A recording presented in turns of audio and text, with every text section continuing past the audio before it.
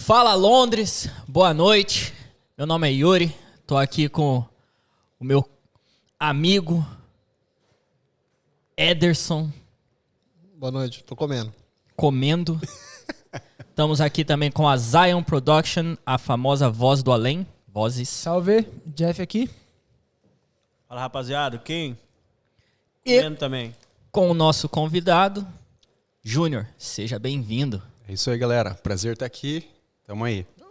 Boa noite, Júnior, tudo bem? Boa noite, Ederson. Vulgo Teco, né? Eu vou te chamar de Teco. Ah, pode chamar de Teco? Ah. Então firmeza. Porra, Meu Ederson. nome é Ederson. Vou chamar de Teco. Fala aí, Júnior, conta pra gente aí. Da onde você é do Brasil? Então, eu sou de Londrina, a capital do Paraná. Cidade Tô mais brincando. bonita do Paraná, né? A gente viu que a geografia também lá é algo que não é o forte. Não, eu sou de Londrina, nasci lá. Nascido mesmo, eu sou nascido em Dourados, Mato Grosso do Sul. Mas minha família é tudo de Londrina e foi criado lá em Londrina. Não foi no Cincão, mas foi sempre beirando o Cincão. Pô, que é? respeita Cincão, hein? Cincão, Respeita Cincão. Cincão é o quê? Melhor É um Cincão bairro? é o Boqueirão lá de Curitiba, de onde você conhece lá, não é? Não é isso? Então é um bairro nobre. É um bairro nobre, não. São 5 pequenos bairros ali.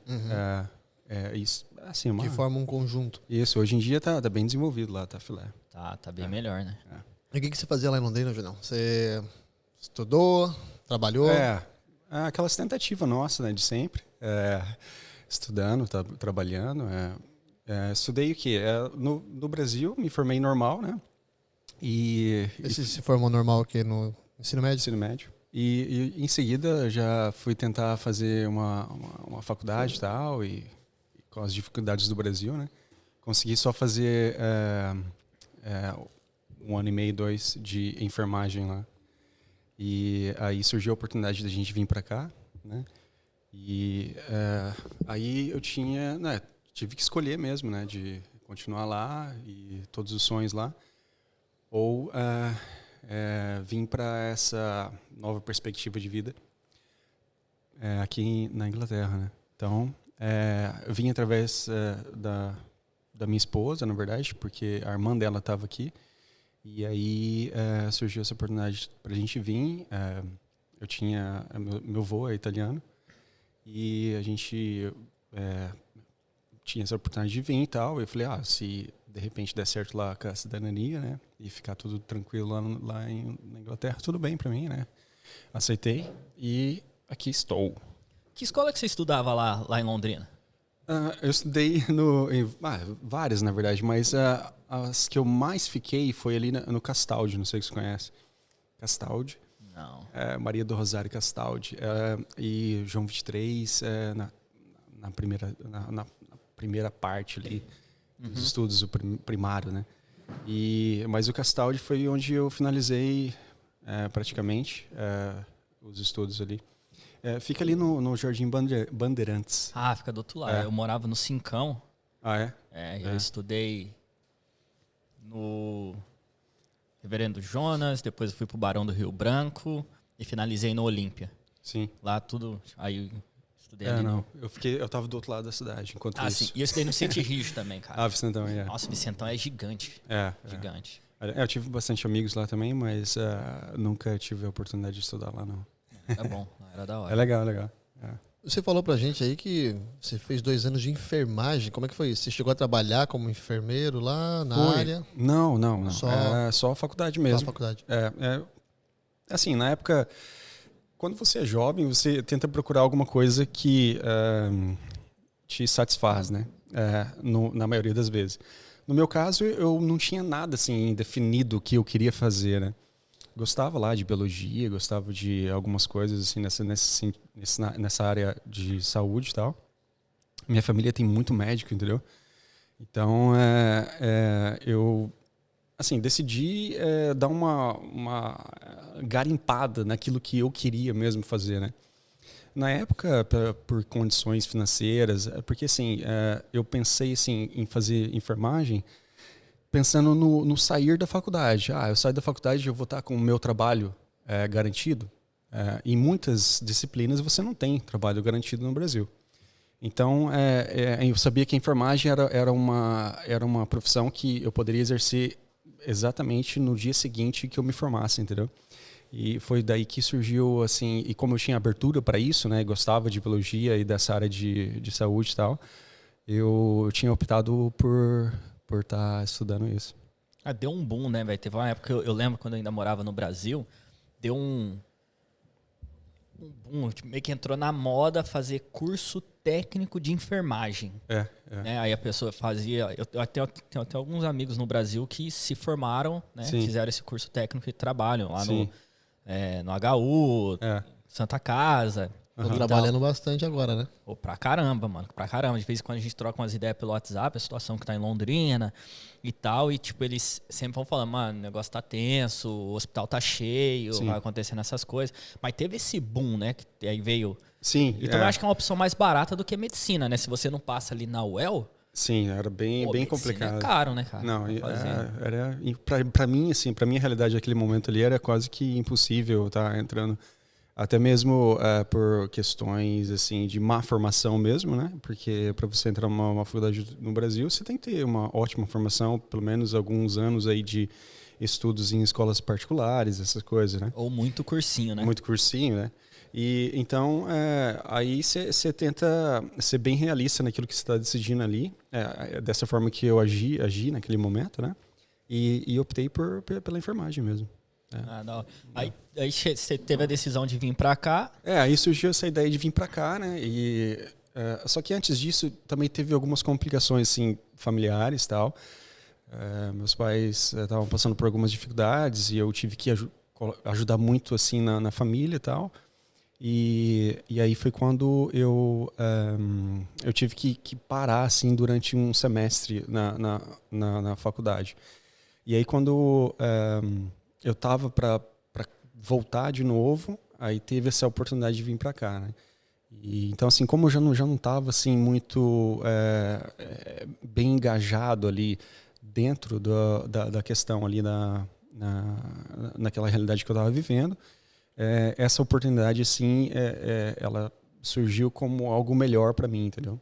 Então, foi por isso que eu optei para vir para cá. E as possibilidades, né, cara? Você já era casado na época? Não era casado. Eu estava namorando e a gente veio junto, né, para cá. E eu me casei aqui, né, em 2007, no civil. E aí logo em seguida a gente já casou também a gente casou no religioso também. Então foi assim bem a gente deu certo mesmo desde o início e a gente conseguiu superar toda essa questão de ser imigrante também, que também é um desafio para todo mundo.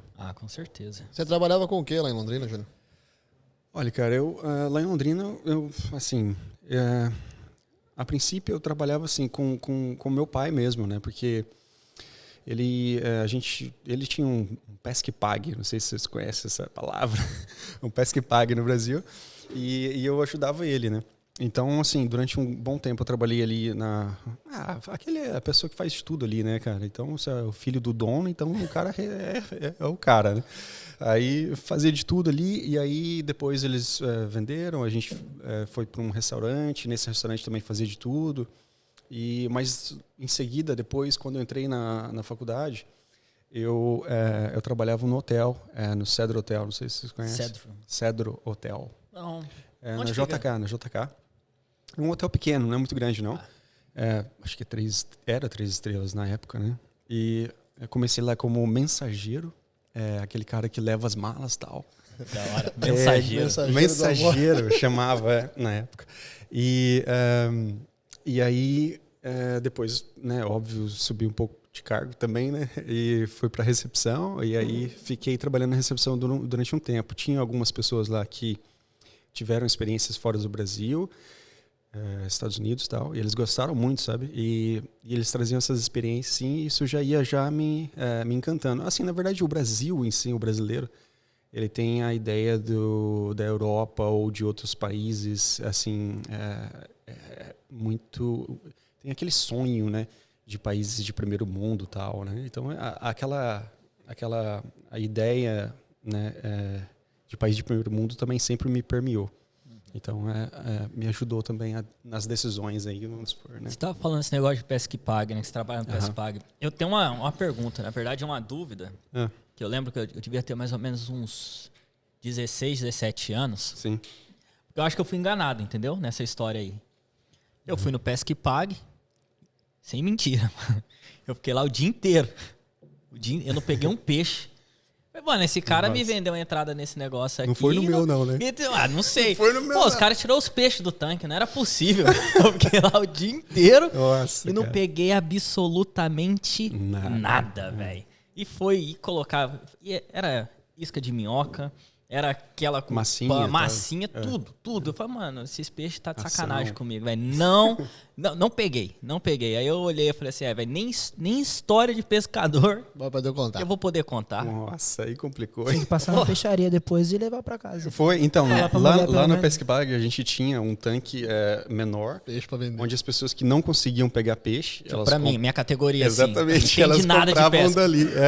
Elas compravam dali, eu quero uns 3, 4 Era o daqui Kids, né? Era o Kids lá. Exato. Não, o bom, né, velho? Mas existia, você não é o único, fica tranquilo. Ufa. Ó, tem uma categoria aí, viu? Tem uma categoria nesse esporte aí as que crianças, as crianças iam com os pais não pegavam. Pô, não, pior que tinha uns menininhos pegando lá, velho, você tá louco. Não, mas é bom, né, velho, isso aí pro cara que não manja, porque ele fala, pensa, o cara sai de casa pra pescar, fala pra mulher, não, eu vou lá pescar.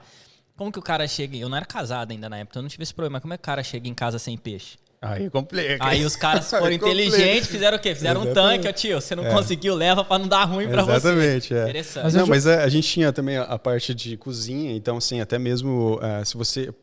Porque você pode pegar lá e comer o peixe que você pegou. Mas também a gente tem lá pronto para servir, né? Então aí tem a parte do restaurante, então é toda a estrutura de um Pesca e Pague, né? Então, da hora. É. O que eu ia tinha tinha uma pergunta lá? Não, eu falei que eu morava em São Paulo e tinha Pesca e Pague lá, né? E tinha, eu não sei, são duas categorias, é o Pesca e Pague e o... Pesca esportiva. Não, e tem outro que é Pague e Pesque, literalmente. Porque você paga pelo quilo que você tira, tudo que você tirar do tanque, você pesa e paga. Nesse aí você pega pra cacete, que os caras não deixam os peixes sem comer. E no Pesca e Pague, você paga uma entrada e tudo que você pega, você leva sem pagar. Sim. E nesse aí você não pesca nada. Eu fui nesse, certo? Não é possível. Isso pode ser, né? Os caras me enganou, velho. Os caras me enganou mesmo. Com certeza. 15 anos depois eu descobri que fui enganado. Voltar lá, né? Complicado. E aí você veio pra Londres? Isso, aí eu vim pra Londres e aquela... chegada triunfante, né? Não sabe de nada e vai encarando tudo, né? Que vem pela frente. Obviamente fui DJ, né? Fui DJ e ali DJ foi famoso, foi DJ famoso. O famoso DJ aqui é quem chega em Londres. Quem chega em Londres vai lavar prato, né? Então exatamente. Vai fazer. Então fui DJ por um tempo. Foi importante esse trabalho. Foi dali que eu tirei a primeira remessa de dinheiro ali para eu conseguir finalizar os documentos lá da Itália. E aí tive na Itália durante 3 meses também, como a maioria acontece, né, cara? E morei lá em Mirano. Bem legal, gostei, cara. Gostei. Assim, achei bem... Qual é o nome da cidade? Mirano. Norte, sul. Norte, perto de Veneza. Fica 10 minutos de Veneza. Veneza eu conheço. De trem. Veneza você conhece? Conheço. A Veneza é legal, né, cara? Aí você fala italiano? Pouco. Será que ele fala igual meu amigo Carlos fala? Tem um amigo meu entendo mais do que fala, vamos colocar assim, né? Tem um amigo meu que ele fala bastante, ele só não sabe juntar as palavras. Aí complica. Você não sabe juntar as palavras. E aí você chegou aqui, trabalhou de DJ, depois de DJ, como é que foi? Aí eu já encarei o cleaner, né? Fiz a parte de supervisão de cleaner, aí depois... aí eu entrei em seguida no açougue em inglês, e eu era motorista, fazia entrega para eles, né? Foi um rapaz que foi pro Brasil, e aí ele tinha esse emprego lá, e eu falei assim, olha, eu nunca fiz isso, né? Mas vamos lá. E aí eu encarei, deu certo, cara. Fiquei lá 10 anos. 10 anos, cara. 10 anos. Assim, porque O que eu via naquilo ali, né? Não sei, às vezes eu acho que eu já até falei já para você, né, Edson? Naquilo ali eu via o seguinte, era um trabalho que me levava, que me proporcionava uma quantidade de dinheiro que para mim estava bom, entendeu? E eu via que outros ramos que os brasileiros geralmente estavam, né? Que era essa questão de courrier e tal, e fazer delivery de cartas, essas coisas assim, né? Que dava mais dinheiro na época, eles trabalhavam muito, cara. E, assim, não ganhava muito mais que eu. E eu não tinha muita despesa, entendeu? Porque onde eu trabalhava, eles me davam tudo. Assim, não cobravam combustível, me davam van. E eu recebia meu dinheiro limpo, entendeu? Era só mão de obra. Exatamente. E fora a flexibilidade que eu tinha ali também. Porque eu tinha meu patrão, assim, como se fosse um pai para mim, né? E ele é inglês e tal. Então, ele gostava muito de mim e a gente se dava muito bem. Então, assim, a gente conseguiu levar, 10 anos tranquilo, assim mesmo. Foi nesse período, assim, que eu me engajei um pouco mais, assim, na igreja aqui da Inglaterra. E, assim, na capelania brasileira e tal, né? E aí eu desenvolvi vários projetos ali dentro, em paralelo com esse trabalho. E aí, assim foi. Até, né, o Ederson aqui, né, me passar um contato, né, uma ideia de novo trabalho, né. Conta pra gente como é que foi essa ideia aí. Então, a ideia de novo trabalho é o seguinte, cara. Bom, eu tava ali naquela lá de só entregar carne, né, para todo lado.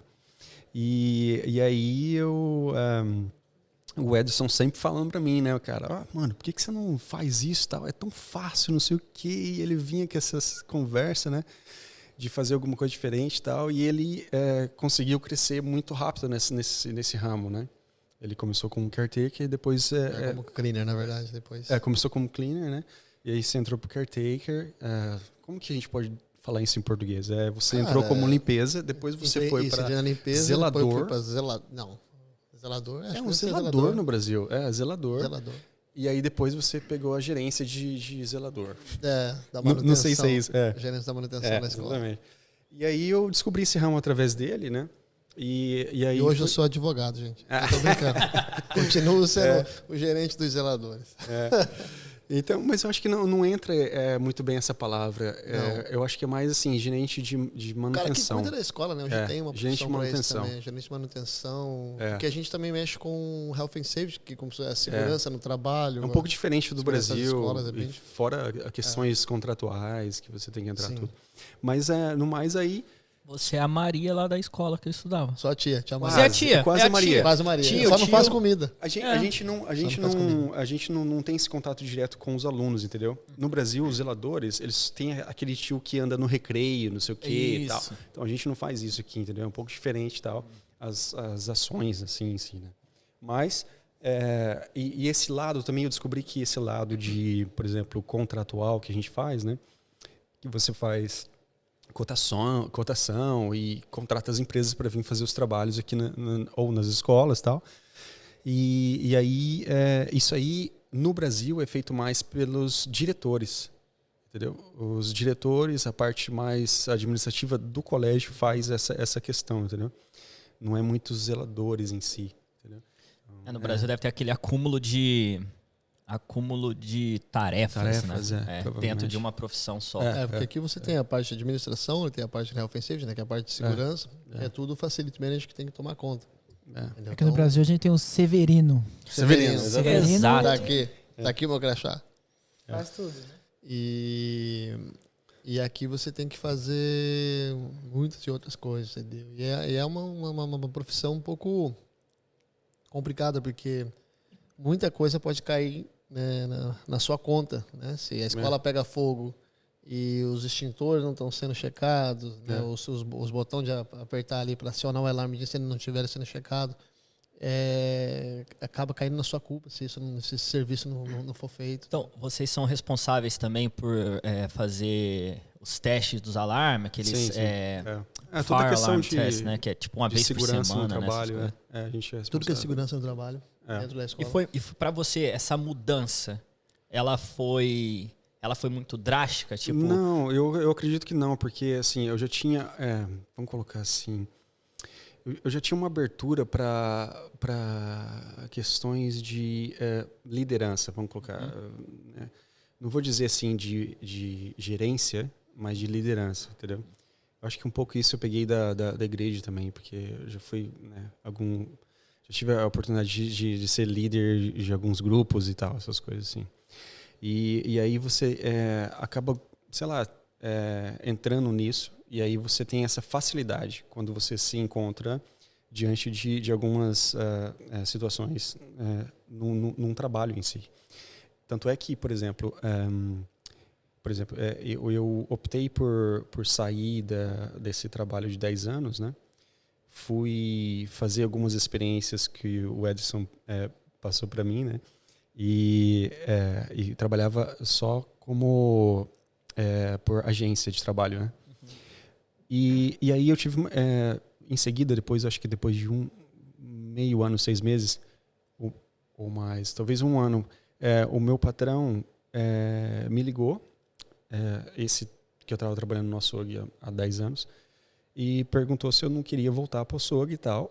E aí, nessa proposta, já era como gerenciamento ali do turno da noite do açougue, né? Mais por uma questão de confiança, né, que eu acho que foi criada ali. Aceitei essa proposta, trabalhei durante um tempo ali, já entendendo e aplicando essa moção de liderança dentro num ambiente inglês, né, que foi bem complexo para mim. E não é só um ambiente inglês quando você trabalha no açougue aqui, né? É um ambiente inglês assim que de baixo, vamos colocar, de pouca cultura, né? Uhum. Você encontra aqueles ingleses que, sei lá, talvez já foram hooligans, ou então, entendeu? São bem grosso mesmo. Aqueles que não mostram na televisão, né? Exatamente, Então, aí você lidar com todas essas pessoas, você vai criando uma melhor dinâmica na questão de gerenciamento, né? Então, trabalhei ali durante um tempo, aí logo em seguida, né, a gente já não estava indo muito bem a questão do açougue e tal, porque meu patrão ele fez uma cirurgia na espinha e aí não conseguia andar direito. E ele estava querendo reduzir um pouco mais a questão. E aí ele falou, né, ele já me deixou liberado para mim conseguir alguma coisa. E nesse meio termo aí, consegui mais um emprego nesse de caretaker, né? E nessa escola que eu estou atualmente. E fiquei lá, eu cheguei para fazer 1 semana e estou até hoje. Acabei sendo contratado lá direto. Falei, na escola, né? Aí sim. Nessa questão do açougue, né? Que você descreveu aí um ambiente... Hostil, né? Vamos assim se dizer. Você sofreu algum preconceito sim. Por você estar no nível de gerência sim. E sendo imigrante, né? Sim. E eu não sei, mano, mas eu acho que eu sofri, eu já passei por uma situação parecida. Certo. E eu acho que é difícil aceitarem, não todos, né? Não vou dizer, mas algumas pessoas aceitarem o imigrante. No meu caso ali, o cargo de gerência. A aceitação foi pela minha quantidade de tempo na empresa. Eu já tinha 10 anos de empresa, entendeu? Então, todas aquelas pessoas que estavam ali, elas já me conheciam há muito tempo, entendeu? Então, assim, se eu não tivesse esse conhecimento deles ali comigo, eu acho que não ia acontecer. Era impossível, assim, porque eles se fecham mesmo, entendeu? Entre eles. E você não consegue entrar ali naquela pequena... na patota deles ali, né? Mas era inglês puro sangue, assim, a puro galera? Sangue. Eu trabalhei numa empresa aqui de inglês puro sangue e também foi muito engraçado. A empresa tinha vários anos, era uma empresa de construção, né? Sim. Eles reformavam telhados. Certo. E eu fui o único imigrante que ficou na empresa mais do que 6 meses. Uau. E eles eram abertos para falar para mim que eu era simples. Eles falavam assim, Jeff, Sim. você é simples. Sim. Eles quiseram dizer assim, você não vem aqui querer mandar nas coisas e tudo e tal. Tanto que no tempo que eu estava lá, passou muitos outros romenos, muito, assim. Mas a empresa era toda de puro sangue, o dono, o filho, a galera era toda puro sangue. E muita gente me pergunta isso, a galera são preconceituosas? Uhum. Existe um preconceito, mas ele não é uma coisa escancarada. Mas existe, velho. Não, existe. Eu, assim, na verdade, com o tempo, você vai entendendo o que é o tal preconceito que o brasileiro encara aqui, entende? Eu vejo assim que não é um preconceito direto, assim como ele estava falando, né? Mas o brasileiro não entende isso, entendeu? Então, às vezes, o brasileiro vai achar que o inglês é realmente racista, entendeu?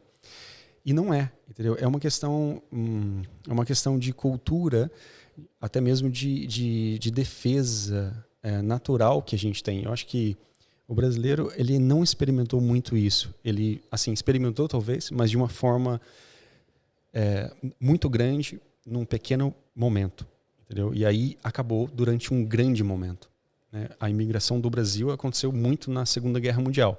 Chegou lá milhões de pessoas fugindo da Segunda Guerra Mundial.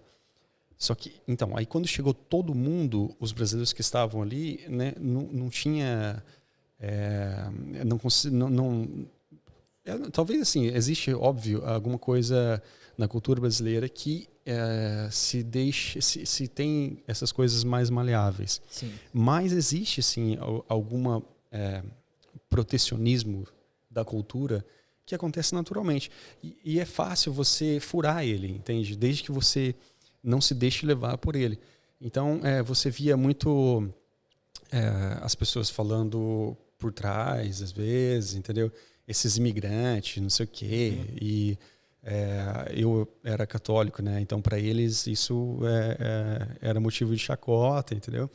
Então, mas se você conseguir tirar isso de lado, entendeu? Você vai era ver... católico? Você ainda continua naquela época, né? Naquela época estava como católico e hoje sou católico ainda. Então, se você colocar isso de lado, você começa a entender pessoa por pessoa, e aí sim você se livra disso, entendeu? E elas começam a se tornar seus amigos ou sua amiga, né? A amizade começa a acontecer. Eu acho que essa parada é uma coisa muito natural, porque tipo, no nosso meio de brasileiros, eu tenho amigos que vieram para cá, pequenos, muito novos, estudaram aqui, só que só tem amigos brasileiros. E eu acho, né, tipo assim, pessoas que não são brasileiras, quando ela chega no meio de brasileiro, cara, a gente caga e anda. Tipo assim, nós somos um povo receptivo. Sim. Até aqui, tipo, se vai alguém, sei lá, alguém que tem um namorado, uma namorada que não seja brasileira, vai num churrasco de brasileiro, todo mundo ali no começo é bem receptivo e tal. Mas no decorrer do dia, cara, a gente começa a falar português, por Ninguém mais que... quer ficar do lado do cara pra conversar com ele. Exato, por mais que todo mundo desse ali... jeito, é isso aí que tá o negócio. Cara, mas só que eu acho que é uma parada tão natural. E a questão, tipo, pra mim, o que pesa muito, que eu vejo que pesa muito, é a questão do humor. Tipo assim, se você é uma pessoa que gosta de fazer uma piadinha, é uma pessoa mais descontraída, é muito difícil o timing da piada e do humor em inglês. Então, mano, aí acaba que você acaba talvez virando uma outra pessoa pra se encaixar ali, tá ligado? E eu acho que é uma parada meio que natural, velho, cultural. Aquele grupo ali, ele vai acabar se fechando, e se você é o único imigrante naquele meio, não que os caras vão te xingar, aquele racismo mais pesado, que questão de né, cor e às vezes sai, sabe, alguma coisa, só que você sabe que o cara tá falando da boca pra fora. Ele não é aquilo ali, entendeu? Então, se você fura essa barreira inicial ali, você vai lá e dá um abraço a esse cara aí, que ele vai te amar, assim como a gente se ama aqui, entendeu? Sim. Eu tenho minha experiência, que eu tinha um cara lá no trabalho que ele era bem próximo dele, mas é igual o Yuri falou. As minhas amizades brasileiras que começaram ontem eram mais profundas do que o que eu tinha com um cara de 1 ano e meio, assim.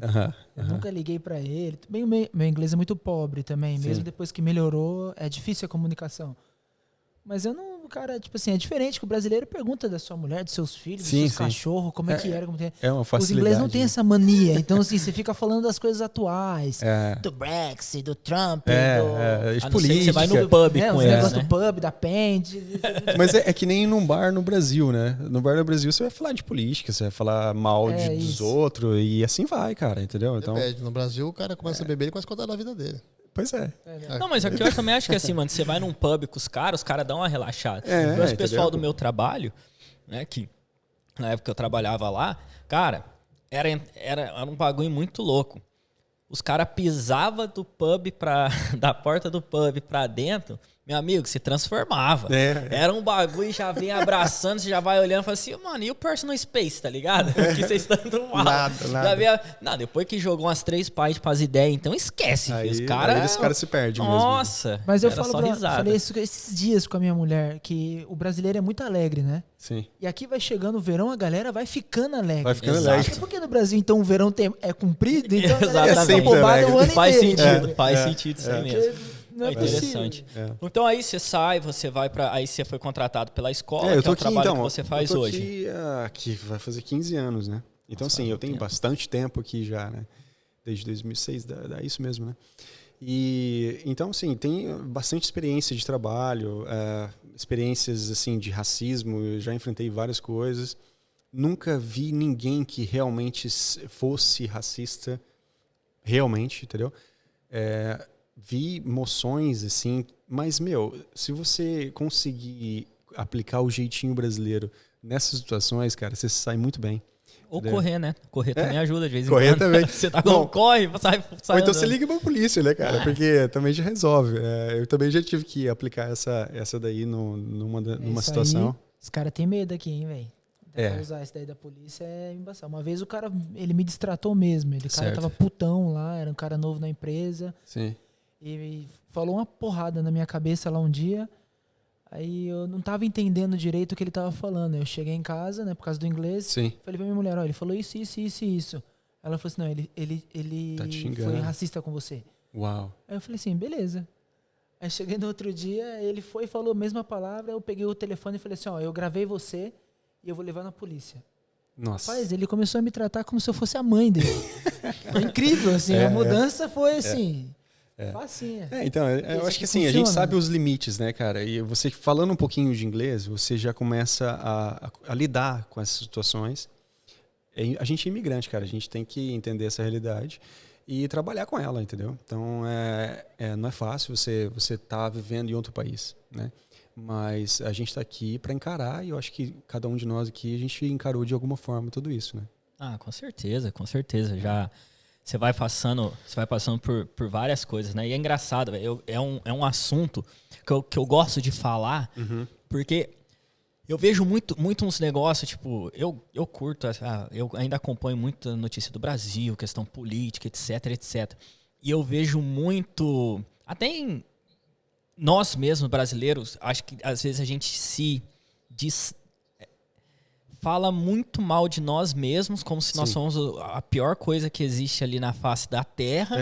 E como se qualquer coisa fora daquilo fosse a melhor coisa. E, tipo, e como se só nós tivéssemos problemas, ou certos problemas pertencessem só ao brasileiro, né? Como se o brasileiro patenteou os problemas do mundo. E, tipo, eu, por exemplo...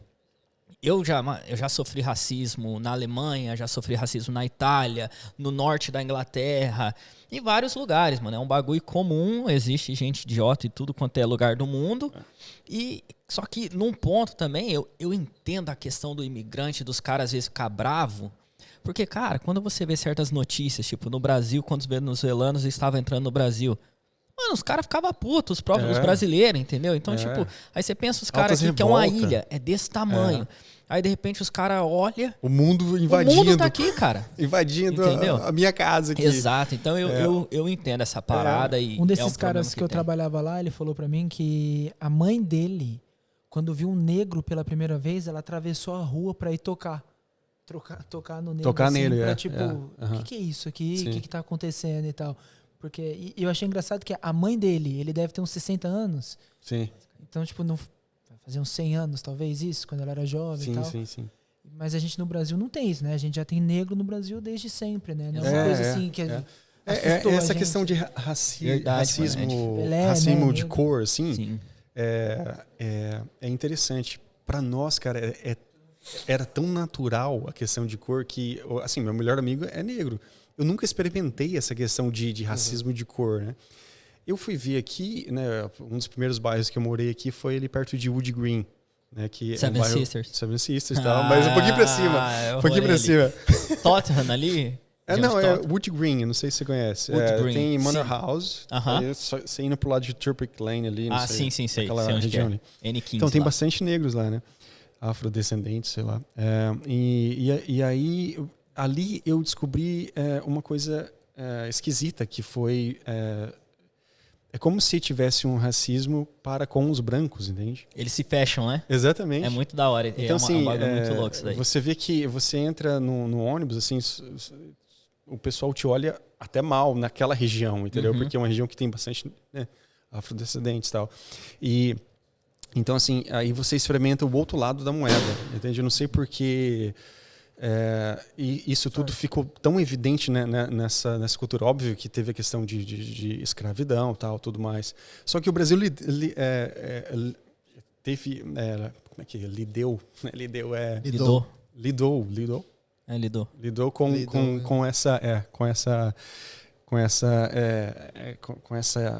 com esse problema, né, do racismo muito diferente de outras culturas, né? É que nem quando você mencionou, né, que quando o Brasil recebeu muitos imigrantes que foi fugindo da guerra, cara, eles estavam literalmente na merda. Exatamente. Certo? Eles não estavam... porque era como se fosse a gente chegando aqui. A gente aceitava tudo, eles também. Exato. Entendeu? Então, assim, vocês são negros? Tudo bem, glória a Deus, vamos seguir, a gente tem que trabalhar junto, vamos embora. Então eles saíram, velho, de um lugar que, tipo, mano, os caras... Porque saíram do status, né? O perrengue deles era totalmente diferente do nosso. Sim. Porque, mano, os caras estavam sendo bombardeados, a época da guerra era um bagulho muito pesado, os caras não tinham o que comer e tal, era um negócio muito louco. Ou você fugia ou você morria, ou você ia ter que ir pra linha de frente e tal. Então os caras fogem de tudo aquilo e chegam no Brasil... Nós fugimos do Brasil, não é que a gente tem a opção de sair. E você sai, mano, porque às vezes as pessoas saem por vários motivos diferentes, mas tem gente que só quer vir aqui para ter condições materiais de comprar. Tem gente que vem porque quer aprender inglês, tem gente que sai do Brasil simplesmente por turismo e chega aqui e fala, mano, eu gostei mais da Europa, eu tenho nacionalidade e fica aqui. Então é uma pegada diferente, né? Então os caras, quando eles vão para lá, aquele monte de gente passando perrengue de tudo quanto é canto do mundo, mano, eles tiveram que, de alguma se adaptar com tudo que estava ali para poder sobreviver. Exatamente. Mais ou menos aquilo que a gente viveu de uma maneira reversa, né? Exato. Então, acho que é por aí também um pouco, tudo isso. Júnior, e a teologia? Teologia. A teologia é bom. Como entrou na minha vida. Foi através da igreja? Bom, eu tenho uma profundidade muito grande na igreja, né? Então, assim, sempre eu sou católico, né? Sempre tive muito envolvido nas questões religiosas. Amo a religião. Você ama a religião? Sim. Eu amo o ser religioso, aquele que busca o transcendente, né? Então, eu gosto disso, né? Gosto muito disso. E o catolicismo na minha vida ele acontece, lógico que a partir de família, né? Vem do meu pai e da minha mãe, mas existiu um ponto ali na minha vida onde eu realmente tive uma experiência com Deus. E aí, a partir daquele ponto da minha vida, eu tive uma profundidade maior, né, nessas questões religiosas. Isso foi no Brasil. O que foi essa experiência com Deus? Você poderia... Era um grupo de oração, não sei se você já ouviu falar. Um grupo de oração da Renovação Carismática. E eu fui convidado, um amigo meu me chamou lá no Brasil, o nome dele é Marcelo, lembro até hoje. A gente conversa até hoje, a gente é amigo até hoje. E ele me chamou para fazer... Bom, eu era católico normal, né? E sempre ia na missa, mas não sabia nem por que eu estava ali. ia mais para ver as menininhas, tal, ou então para Quem nunca? Exatamente, ou então para fazer aquela vontade dos seus pais, ou dos seus tios, né, que estavam ali naquele momento. Até que eu tive essa experiência nesse grupo de oração, onde eu tive foi uma experiência com Deus mesmo, do amor de Deus, né? E você começa a ter essa relação de amor com Deus, e aí você cresce nisso, né? E a partir daí, a minha vida mudou, né? Então, assim, já não queria mais sair da igreja. Então, eu tinha 18 para 19 anos. Isso foi antes de eu entrar na faculdade de enfermagem. Antes de você casar também? Antes de eu casar, Antes de eu entrar eu casei aqui, né, em 2007. É uma idade difícil, né? Para um jovem. Sim. Ainda mais nos dias de hoje, mas é uma idade difícil para o jovem fazer a escolha de... Deus, né? Deus. Porque geralmente... Não só Deus, né? Acho que a religião. Porque assim, não foi... O meu fascínio não veio da religião em si, certo? A religião exatamente. A religião, ela é o resultante da experiência, entendeu? Ela não é o objeto, entendeu? Então, o objeto é Deus, né? A pessoa, aquele que você encontra e você tem essa relação. E a partir dali, então, começa a sua vida religiosa, entendeu? Então, a religião, ela não é uma escolha primeira, ela é uma consequência secundária, digamos. No meu ponto de vista, óbvio. Então, e essa que eu estava falando, essa idade, porque geralmente o que é comum de se ver, o que é mais visto, a criança, né? Ela vai para a igreja ali com os pais, né? Quando é nova, Sim. Às vezes até no puxão de orelha, naqueles peteleco. Sim. E quando ela começa a criar uma certa independência, um certo poder de falar, pô, mãe, hoje eu não tô afim de ir. Que ela vem entrando aí, sei lá, nos seus 14, 15, 16 anos, ela começa mais que se afastar. Então aí quando vem nos 18, aí despiroca, né, velho? Que aí já tem idade para entrar em balada, tal, essas coisas. E você fez o inverso, né? Você teve esse encontro, essa decisão. Sim. Na fase que é a fase que geralmente que poderia aflorar para os outros lados. Exatamente. Interessante isso. Ali eu acho que Deus me resgatou ali. Assim, nunca fui muito de bagunça, óbvio, mas talvez seja por isso que Deus me concebeu essa oportunidade de conhecê-lo um pouco mais a partir daquele momento. E assim, amei aquele momento, foi transformador para minha vida, e a partir dali, dos 18 anos, comecei a me aprofundar um pouco mais na fé, entendia então o que é uma missa, o que é os sacramentos e o que é ser católico em si, né? Comecei a entender realmente o que é fé, o que é religião em si, e amar tudo aquilo, entende? Porque tudo isso acontece perante o amor daqueles que querem Deus, entende? Então, assim, nesse amor a religião acontece, não porque ela é uma instituição apenas, mas ela é resultado do amor, entende? Das pessoas que querem Deus. Então, eu vejo uma coisa muito bonita na religião em si, por isso que eu amo a religião, né? Porque eu amo o amor das pessoas que tentam buscar a Deus, né? Mais ou menos por aí. E na questão da teologia que você foi estudar, sim, é um negócio muito... eu acho que é um tema um pouco pesado. Eu vou tentar me expressar para não confundir. Porque eu já escutei de pessoas que eram envolvidos na igreja, independente se era católico ou evangélico, e foi estudar teologia, e ao invés de sair de lá com a fé maior, despirocou, cara. Entendeu? Tipo assim, eu não sei o que aconteceu, porque eu cheguei a uma época que eu tive vontade de estudar. Certo. Só que aí eu comecei a ver pessoas que entregavam, porque eu sou evangélico, então entregavam a palavra ali na igreja e tal, pessoas que eu conhecia, não a fundo, e foram estudar, e de repente a pessoa não estava mais querendo nada. Eu falei, mas eu acho que eu vou ficar aqui, né? E porque, tipo, é um certo receio. Sim. Então, aí, para onde que eu quero levar a pergunta é se dentro desse tempo de... Você já se formou? Sim, já me formei. Então, dentro desse tempo disso... Quantos anos de estudo? Foram 3 anos de estudo. Então, dentro do tempo, se você chegou a ter momentos de você olhar e duvidar da fé, vamos assim se dizer. Não da fé, porque acho que a fé ela vem do escutar, a fé é algo que não se explica. Eu, pelo menos, penso assim. Mas daquilo que você foi ensinado até aquele ponto, até você começar a estudar. Se teve algum... Não, nada. Na verdade, assim, porque assim, eu já estava bem estabelecido na minha fé, entendeu? Eu não tive nenhum problema, por exemplo, de fazer uma faculdade protestante, né? A faculdade que eu fiz foi numa faculdade protestante. E não tive medo nenhum de estar fazendo aquilo ali, ou assim, no sentido de perder a minha fé e nem tanto mudar de religião, por exemplo, né?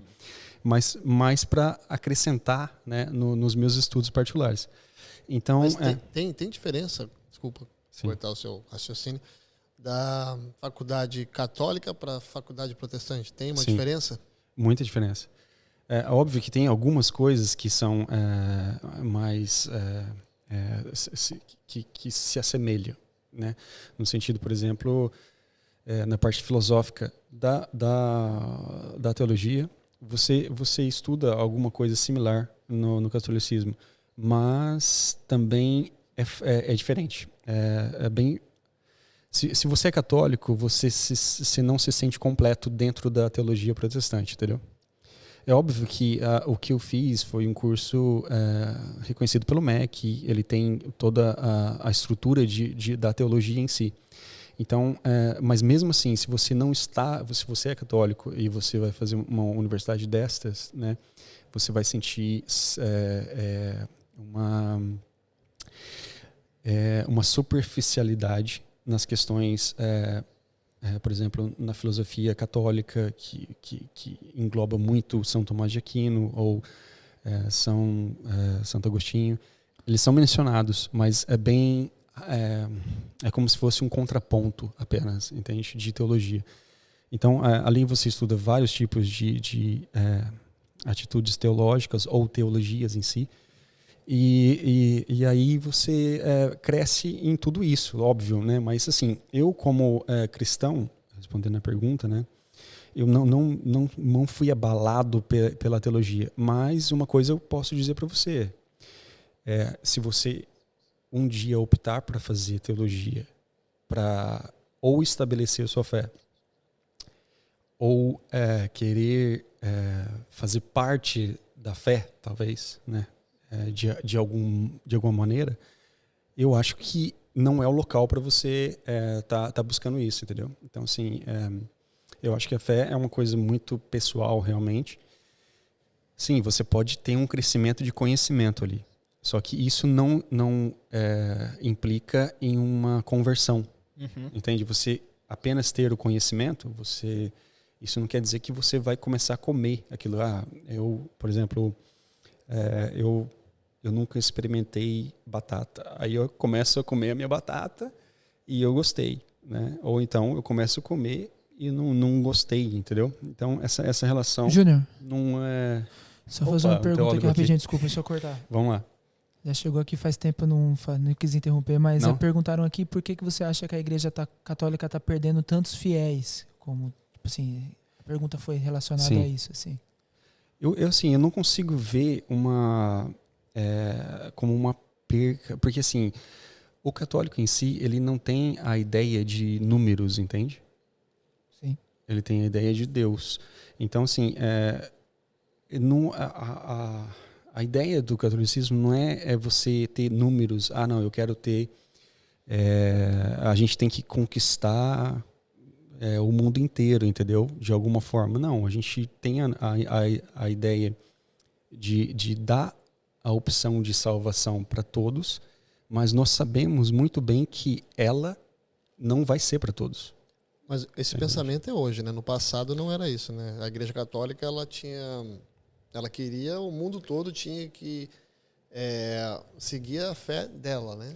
A gente teve até as cruzadas, né? Que falam? Cruzadas. Então, não era bem isso. A Inquisição da Igreja Católica também. Sim, teve Inquisição e tal. Mas não era bem isso a ideia, entende? A Igreja Católica, ela foi o cristianismo em si, né? Que era representado pela Igreja Católica até, né, vamos colocar 1300,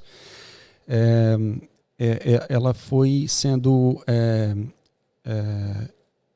englobada na sociedade, ou melhor, a sociedade ela foi absorvendo o catolicismo de uma forma geral. Não foi uma ideia, por exemplo, de Pedro, o primeiro Papa, de estar fazendo essa ação, entende? Mas ela aconteceu natural, porque a igreja ela proporcionava naquela época aquilo que talvez não existia ainda na sociedade. Por exemplo, as universidades, o conhecimento, entende? A contemplação do transcendente, você tirar aquela realidade que te oprime da realidade, né? E aí você entender que existe algo além daquilo ali. Então, essa relação ela foi fascinando a sociedade a certo ponto, no meu ponto de vista, até o ponto de da sociedade em si se tornar num todo cristã. Né? Óbvio que não era a totalidade, mas a maioria, ou os governantes, os imperadores, se converteram ao cristianismo, ao catolicismo, e acabaram englobando isso ao Estado. Né? Mas nunca foi intenção da igreja essa instituição forçada de nada, entende?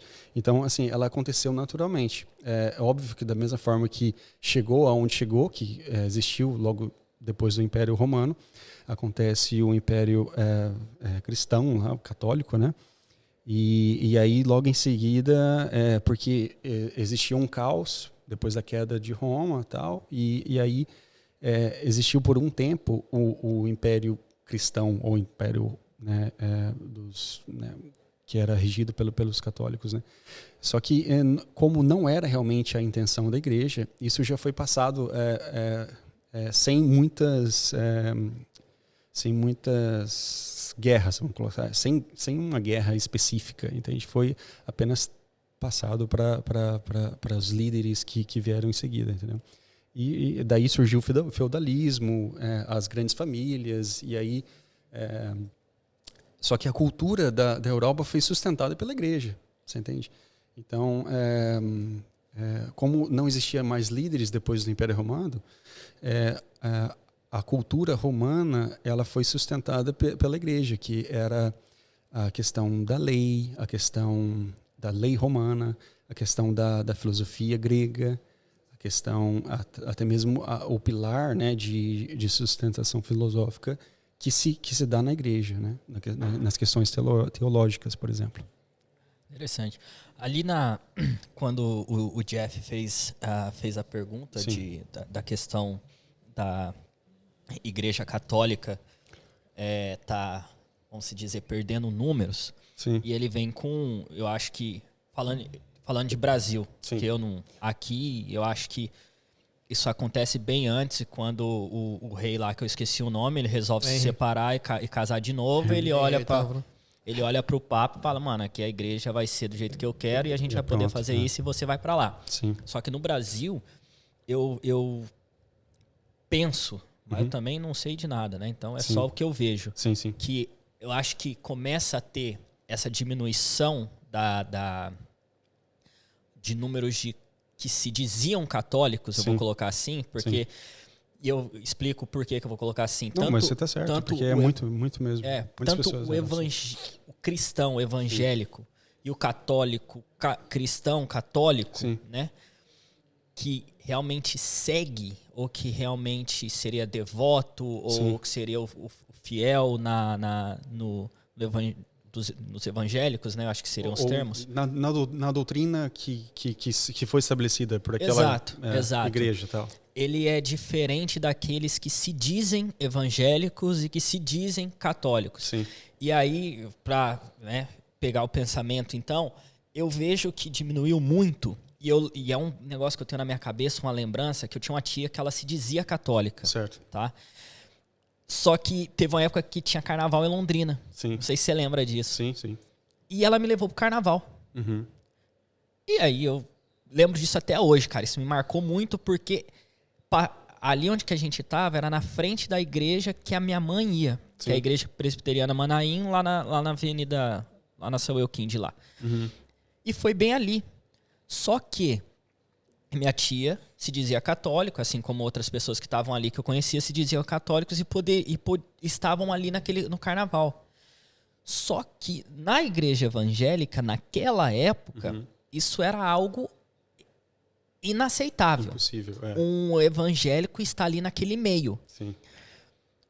E para quem se dizia católico era normal. E eu lembro dela falando, não, aqui pode. Depois ela se converteu depois e tal. Uhum. Mas então, aquela época lá atrás... Já tinha esse déficit, né? Só que para um evangélico fazer aquilo era impossível. Sim. E eu sinto que a igreja evangélica, não todas, mas algumas denominações, elas ficaram mais liberal, elas ficaram mais maleável ao mundo. Sim. Elas se moldaram de acordo com o mundo.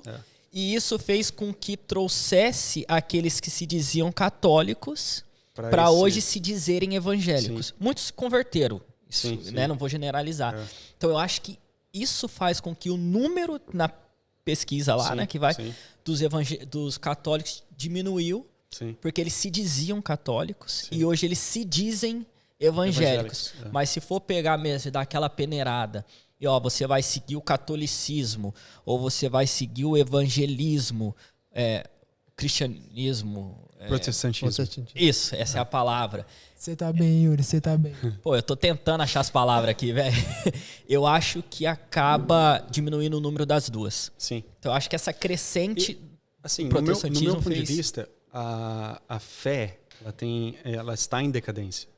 Né? Não é uma questão assim muito de religião, né? De religião. É a fé em si, né? Então, assim, você vê aqui o exemplo da Europa, né? Que foi já um país completamente cristão, católico, né? E hoje em dia a gente vê que, assim, o que sobrou do catolicismo na Europa foram só construções. E olha lá ainda, né? Porque a maioria daqui de Londres, por exemplo, aqui na Inglaterra, você vê muitas igrejas que um dia foram católicas, um dia foram anglicanas, mas hoje elas são pub ou elas são flats, né, de pessoas morando dentro dela, entende? Ou danceterias, entende? Então, assim, o que se vê na realidade não é uma perca do cristianismo, assim como a gente estava falando, né? Uma perca do catolicismo em si, mas você vê que a fé, num todo, ela está em decadência. Né? E por que disso? É por causa da... Quem sabe? O secularismo é você tirar Deus... Mas por causa do homem, talvez? A pedofilia na Igreja Católica, os pastores que usam da fé para usar o dinheiro não seria fiéis. Exatamente isso. Não, eu acho que isso aí são os maus... Mas quando você fala nessa fé, agora a gente esquece do lado cristão. Sim, de uma maneira geral. Falando de uma maneira geral, esqueci do lado cristão apenas. O muçulmano, ele não parece ser algo, ou a gente que não tem tanto conhecimento disso, mas o muçulmano, ele parece que eles levam a fé deles bem a sério, né? Alguns são bem extremistas. Não, eles levam bem a sério. Eu acho que a gente não vê. Exatamente, eles levam bem a sério da porta da casa deles para fora, da porta da casa deles para dentro é outra. A vida ali é o céu deles, entende? Eles fazem o que eles querem. Então, assim, talvez o que você vê da fé muçulmana, ela não vai ser tudo aquilo que realmente é, entendeu? Então, assim, a fé muçulmana, ela tem ela vive permeada em leis, né? Mas essas leis, elas são para a sociedade, entende? Não é uma lei para te levar para Deus, você entende? De uma forma transcendente. mas ela é uma lei, assim, antigamente, antes do que tempo? Da Revolução Francesa, entendeu? Existia um tipo de religião islâmica. Hoje existe outro, entende? A religião islâmica, assim como no catolicismo ou em outras denominações, eles foram muito manipulados de uma forma assim filosófica.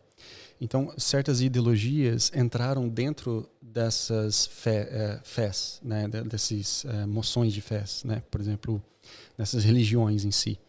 E esse ataque acontece hoje, por exemplo, na Igreja Católica, é muito visível isso, né, com a teologia da libertação, por exemplo.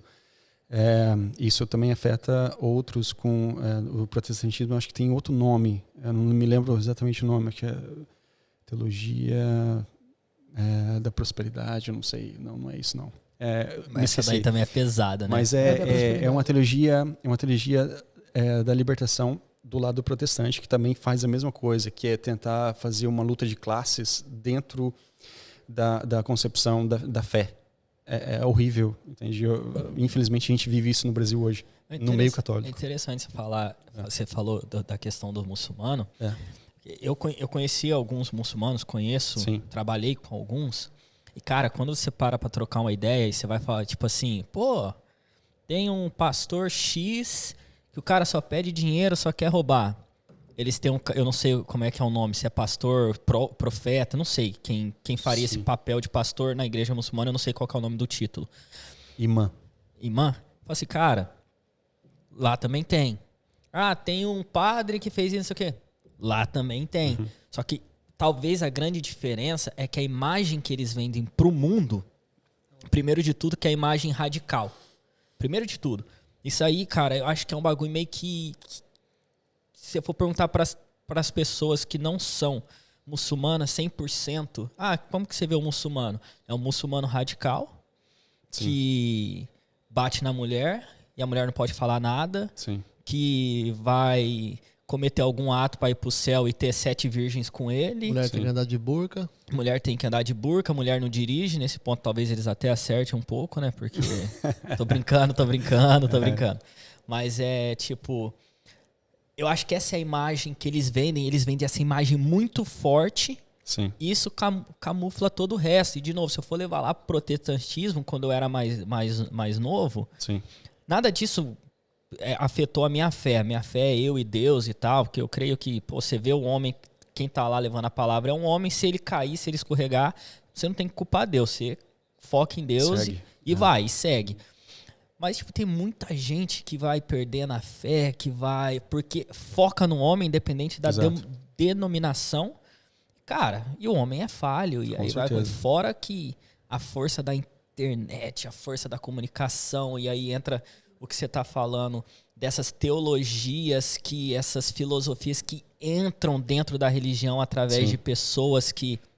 De novo, pessoas que às vezes têm uma retórica muito forte, que tem algo e vai convencendo aquela multidão. Uhum. E, cara, e aí aquela pessoa que ela já tá mais pra lá do que pra cá, olha e fala, velho, eu não quero saber disso não. Exato, e aí a fé vai morrendo.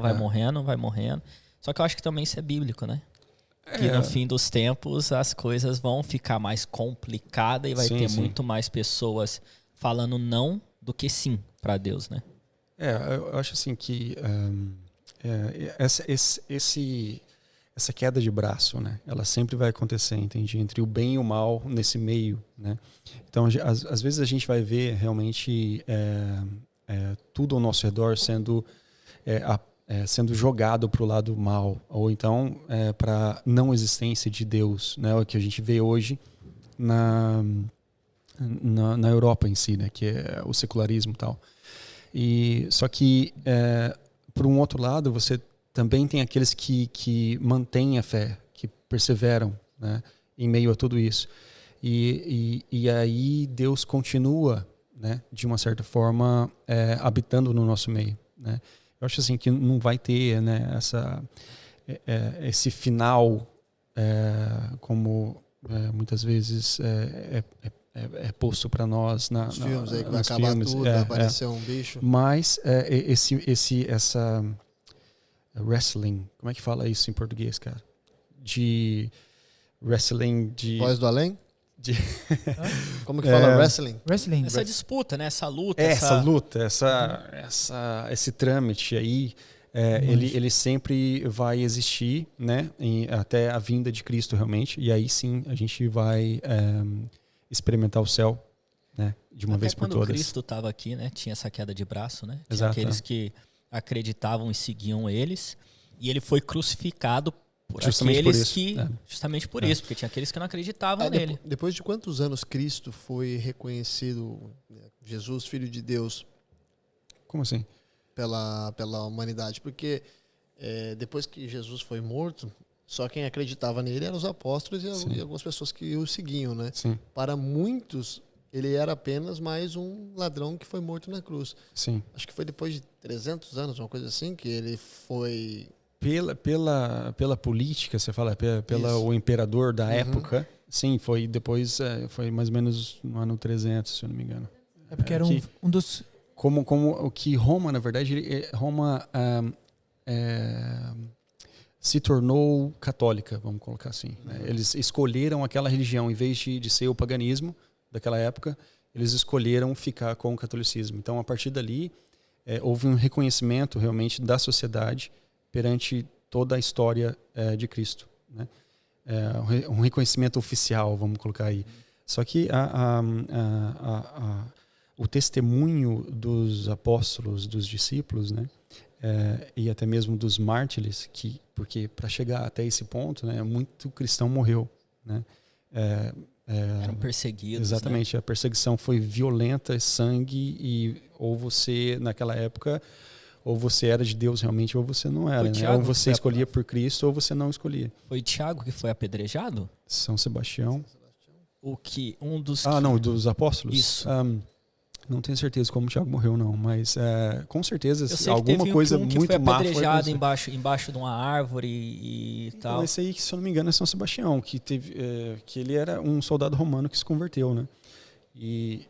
Você já viu alguma coisa sobre isso? Não. Então acho que é outra. Eu, acho que eu só não lembro qual era o nome. Eu não lembro se era Tiago, que foi próximo da crucificação de Cristo. Eu também não sei como Tiago morreu, não. Eu sei que foi um deles ali. Eu sei que André foi crucificado como se fosse um X, assim. E eu sei que Pedro foi de cabeça para baixo, Paulo perdeu a cabeça. É por isso que algumas pessoas usam aquela cruz de cabeça para baixo? Não, aquilo ali já é uma outra religião. Satanismo. Uma vez eu fui fazer uma tatuagem, mano. Tá fazendo uma vez só. Mas se o cara falar que aquilo aí representa Pedro, não pode? Eu acho que assim, se você...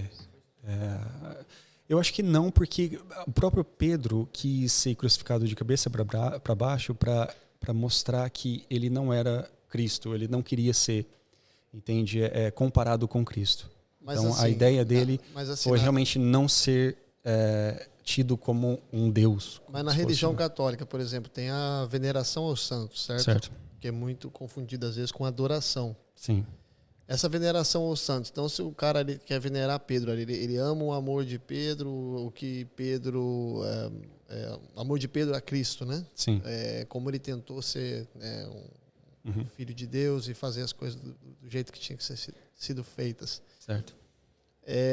Você usando uma cruz de cabeça para baixo, querendo lembrar de Pedro, isso não seria válido? Porque você tem na Igreja Católica uma imagem de Maria, onde ela eu acho assim, que Pedro viraria para você e falaria assim, se nem eu quis ser esse símbolo, né, que estragar esse símbolo que é a crucificação de Cristo, né? Por que você quer fazer isso?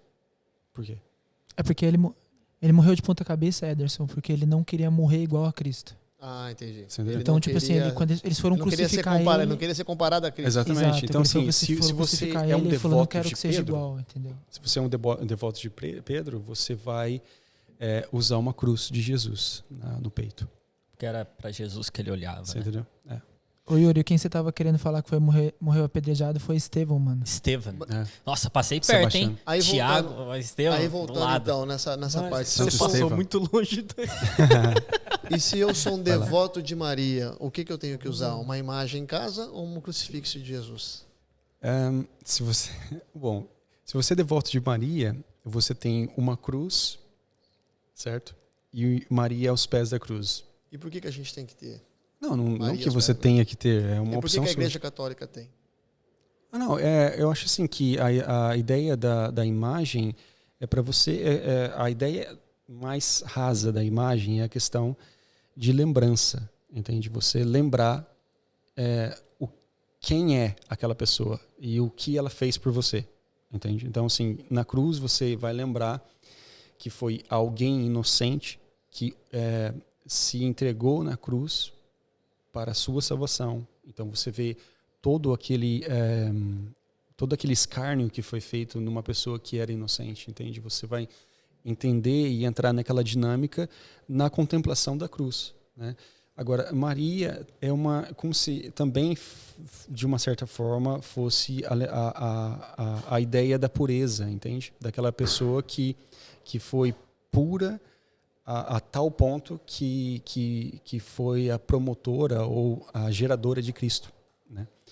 Então, a pureza é retratada em Maria, né? Então, assim, você faz um link com essas moções que aquelas imagens te trazem, entende? Por exemplo, se você tem a imagem de algum santo e você é devoto dele, você vai estudar a vida do santo.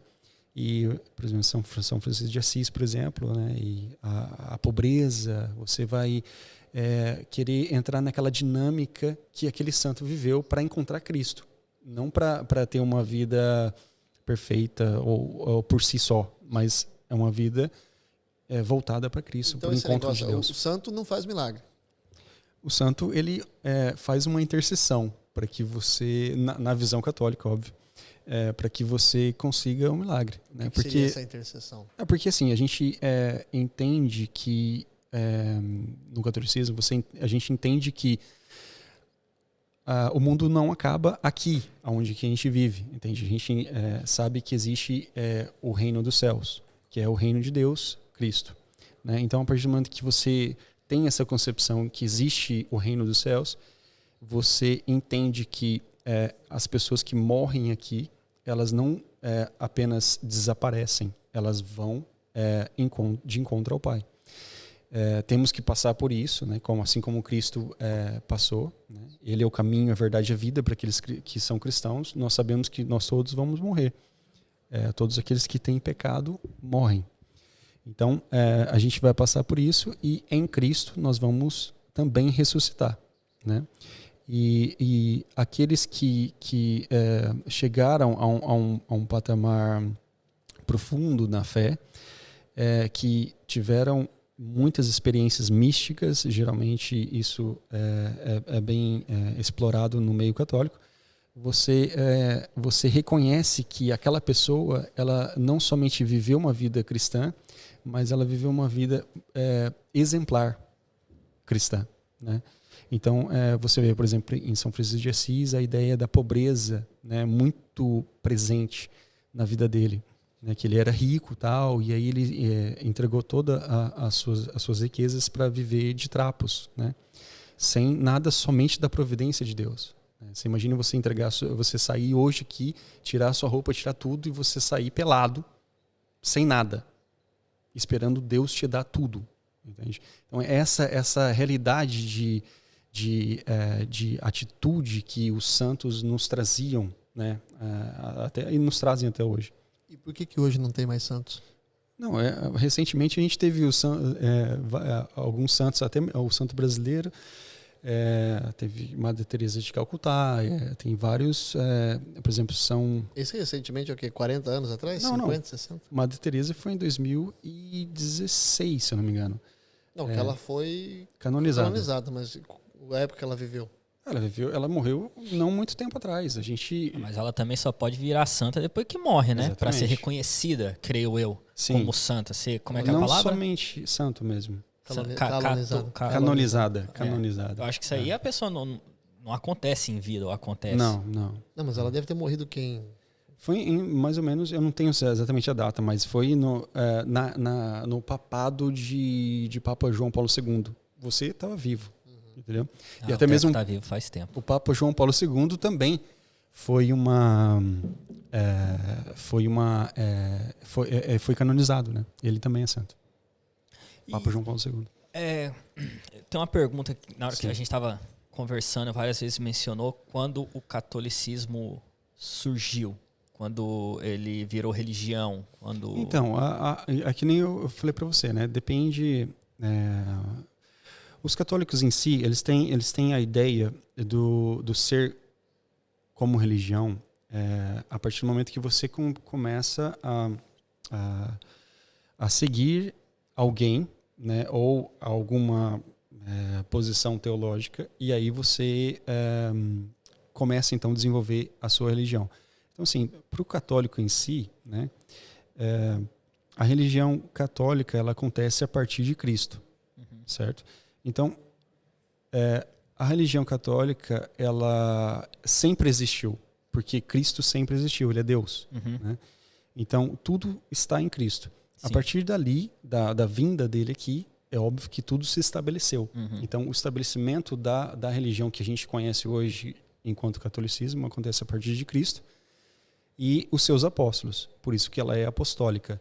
E romana, né? Porque ela primeiro se fundou, se estabilizou ali em Roma, né? Então, assim, ela é uma religião que está estritamente ligada a Cristo e o testemunho dos apóstolos, a vida daqueles que seguiram e viveram com Cristo, né? Então, mas que apontam a Cristo. Não tem, assim, uma data específica, porque se você tem Cristo como a própria religião, ela sempre existiu, porque ele é Deus. Né? É mais ou menos nesse sentido que a fé católica vê isso. Tanto é que ela tem a parte mística do catolicismo. Por exemplo, a gente entende que a igreja é o corpo de Cristo. Entende? Eu não sei se você já ouviu esse termo. Sim. A igreja católica ela é o corpo de Cristo. Então, aqueles que comungam o corpo de Cristo, e a gente acredita que realmente aquele pão e aquele vinho, eles são realmente substância, corpo, alma e divindade. A Santa Ceia, né? No protestantismo. Não sei se seria isso, mas porque assim, é óbvio que é isso, mas eu não sei se a profundidade do protestantismo chega à profundidade do catolicismo, entendeu? Porque assim, a gente realmente não é que acha, a gente realmente tem aquilo ali como uma coisa sagrada.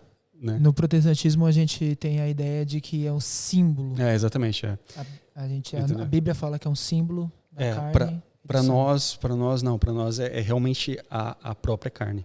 Muito interessante. É muito diferente, porque você acha que é parecido, mas se você for ver, é muito diferente. São coisas diferentes. Mas a minha curiosidade é mais da onde saiu, como surgiu o nome catolicismo. Porque o protestantismo a gente consegue ali com Martinho Lutero.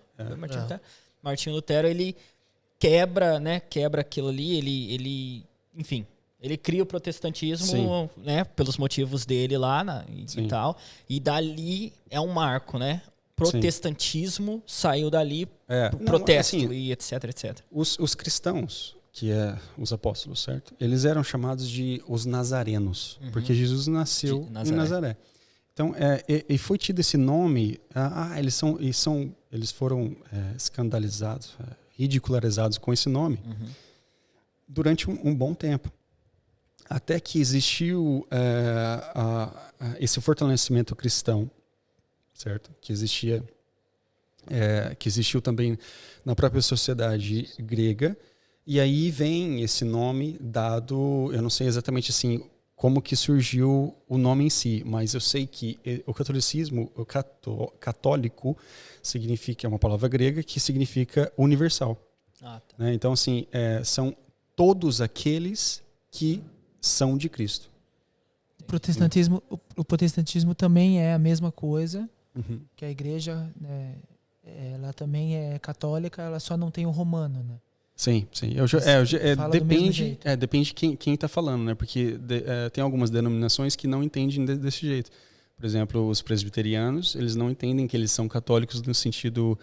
Ou, por exemplo, a Igreja Universal, né? A Igreja Universal, ela tem um nome não em grego, entende? Ela tem um nome... E sim, pode ser algo semelhante.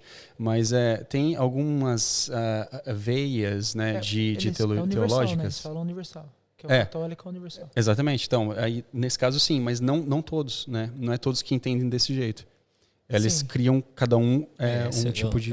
Eu não sabia. Foi muito interessante. Papo bacana. Mas é a base, né? Porque Jesus, quando Jesus veio, ele morreu, os cristãos foram perseguidos. Constantino, que é esse imperador que a gente falou muitas vezes aqui, que é o imperador que estipulou como... Religião, o cristianismo, religião do Estado. Total. Do Estado. O Estado em si virou... O que aconteceu? Muitas pessoas naquela época, eles não eram cristãos de verdade. Só que eles tiveram que adotar o cristianismo. Sim. E eles continuavam fazendo a religião deles e adaptavam para o cristianismo. E dali saíram muitas religiões que a gente tem hoje. Eu creio de um jeito, diferente do Júnior nessa questão aí, porque ele já vai para a igreja católica. A minha crença é uma maneira diferente porque vai para o protestante. E aí são o protestantismo, ele sai do catolicismo em si, né? Então é possível esse diálogo, né? Tanto é que existe o ecumenismo em si, né? Que seria esse diálogo entre as pessoas que acreditam em Cristo, né? Então aí fica mais tranquilo. É óbvio que tem as questões doutrinais, que cada um tem a sua concepção, mas é bem possível, é bem interessante o diálogo entre as religiões em si. Legal. É interessante, curti. Hoje a gente teve então uma boa aula de teologia aí, entendemos um pouco aí, né, o lado católico isso aí. Da religião, também do Júnior, que poderia ser um padre, né? Ou um pastor. Opa, né? Se Deus pelo conhecimento quisesse, que tem. né? Eu estaria lá já. Verdade. Foi bem interessante. Tá casado, então... Tô casado. Casado não pode ser padre. Não. Mas não. Pode ser pastor. Também não. Também não? No catolicismo, não. Ah, tá. Entendi. Agora, se você é um protestante, sim. Aí você pode ser o que você quiser, né? Não, assim, não sei se é bem isso, né? É isso? Não, você pode ser casado, não o que você quiser, mas casado você pode. Eles até pedem para ser mesmo. Né? Sim. No protestantismo, sim, Pô, interessante. É por aí. Oi, Júnior, muito obrigado por essa aula. Opa, foi muito interessante. Foi da hora. Eu acho que se deixasse a gente ia ficar aqui muitos e muito mais tempo. Tem muita história, né? Tem muita história, algo bem profundo. São bastante perguntas polêmicas, né? Que eu acho que a gente uma vai pode explorar. Na outra, né? E olha que eu tentei não ser polêmico ainda. Deu uma segurada aqui. Mas foi muito interessante mesmo. Muito obrigado, eu agradeço. Júnior, qual que é o seu Instagram pra galera que quiser seguir você aí? Cara, eu sobre religião? Então, eu não sou um cara muito assíduo nessas questões de redes sociais e tal, né? Mas bom, você pode procurar Júnior da Josi, que é eu mesmo, mas eu não uso muito assim. Josi é sua esposa? É minha esposa. A gente vai estar colocando aí embaixo aí pra galera que tá assistindo. Põe aí, então. O Instagram do Júnior. E você também que tá assistindo a gente, aproveite pra deixar aquele like, assinar o nosso canal aí no se inscrever no canal, vai estar o botãozinho. Botãozinho Como vermelho que, fala todo inglês? mundo conhece. Subscribe. Nossa, gastei. Agora fala inglês só semana que vem. Subscribe aí no nosso canal, se inscreve no canal, deixa aquele like. E a sinetinha. Sininho. Fazendo a favor. E fala Londres, na próxima semana tá de novo. É isso aí, galera. Valeu. Obrigado. Um abraço, tchau. Tchau.